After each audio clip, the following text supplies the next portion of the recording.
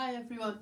So I had a request about making a jelly roll quilt, and this particular pattern is one we started quite a few years ago in classes, and it proved so popular that every year when we do a jelly roll quilt I think, oh, we'll start another one, we'll do a different one.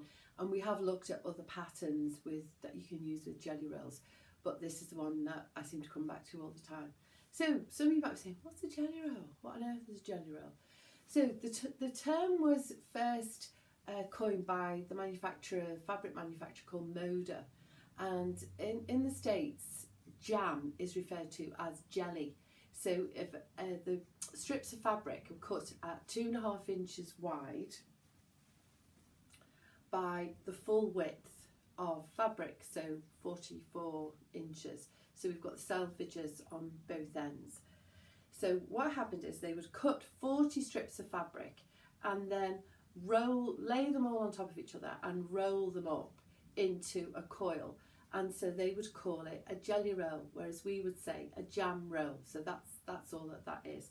Now, so the term is used by lots of other manufacturers now as well, but the original one was for Moda. So the width of the fabric is usually 2.5 inches. So that's a good one to do. Now, you might see sometimes barley pops. This is a Hoffman and it's called Barley Poppy, and it's got 20 fabrics, so it's half a jelly roll. There's just 20 fabrics, but they coordinate all together. But again, they are 2.5 inches by the full width of fabric. And I like to use boutiques because they hold the shape really well. There's also no right or wrong side, so it's very easy to get it right. This is another one that you might see quite often, or you'll definitely see it shows. This is made by Benatex, lots of plain colours. So if you've got a jelly roll, if you've bought one, then obviously you're going to use that.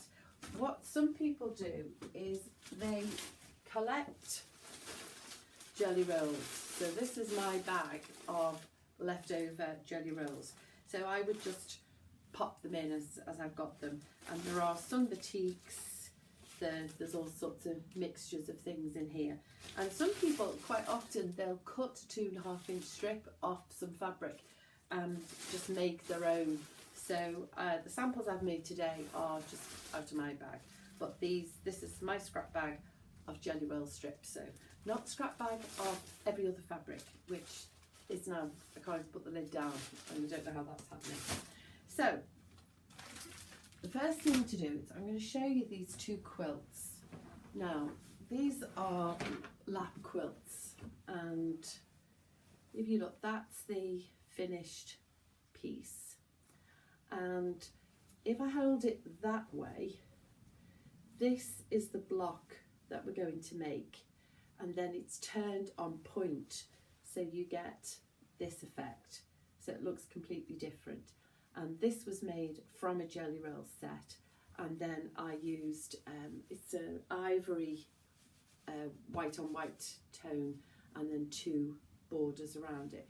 But what I did on the back is I stripped all jelly rolls that were left over, plus some wider fabric that I had to make the backing, and I had 2 squares left over, so I put them in the opposite corners of this quilt. And I absolutely love this. I was trying to add up before. I've made a dozen of these at least, because they make great gifts. People who don't sew are always very appreciative of them because they look as if you've put loads of effort in, which of course you have. Now this one is exactly the same pattern, but I used Scandi Nordic jelly roll strip that I had, and I've used grey as the backing fabric. And I think this changes the characteristics completely of the quilt. And even if you make, say, 1 set of blocks with this and you make another set for another quilt, by changing the background fabric, it completely changes the personality of the quilt. And then I've added some frames. Now with this one, because it was wintry, I used a fleecy, well, it's brushed cotton, it's actually a duvet cover on the back there. So let's start. So what we're going to do first of all is select 5 jelly roll strips, and try and get a shade, you know, some lights, some mediums, some darks, just to put some tonal in. And what's easy to do is to cut the Jelly Roll strip in half. So exactly where it folds, just cut it across. So you've got a workable piece about 22 inches. Now there's a couple of reasons for this. One, I want to get a good mixture of colours. I don't want all the blocks to have the same 5 fabrics in. And also, because we're going to be sewing strips together, if we have the full length, the full 44 inches to sew along, what can happen is that the fabric will bow. So only sewing 22 inches is much easier.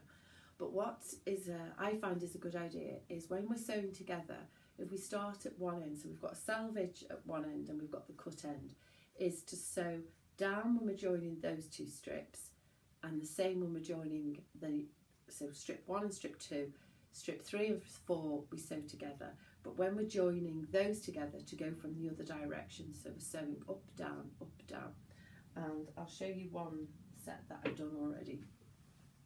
So if we think we've got 5 strips, so this is strip 1 and strip 2, so I started at this end, then I sewed strip 3 and 4 together, and when I sewed those 2 to those 2, I started from the other end, so I've gone down, up, down, and then I added the 5th one from the other end.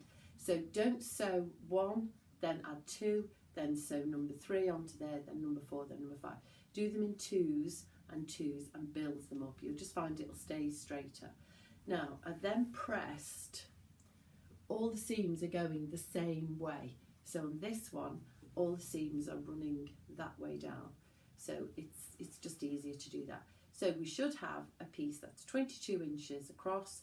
Now, before you sew these strips together, just check your 2.5 inch seam allowance, because we should now have a piece that measures 10.5 inches across that way. So these should be 2, 2, 4, 6, plus 2 there, 2 there, and a 1/4 inch and a 1/4 inch.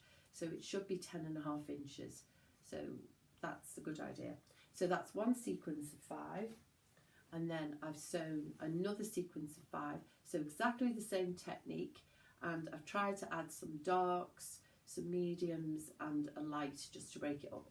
So some of these are batiks, but I've added a plain which is not a batik in, and it's okay, they will hold together. So that's the first thing to do. These are also sewn so that all the seams are running in the same direction. So that's the first bit to go, and I'll show you how to cut them in the next video.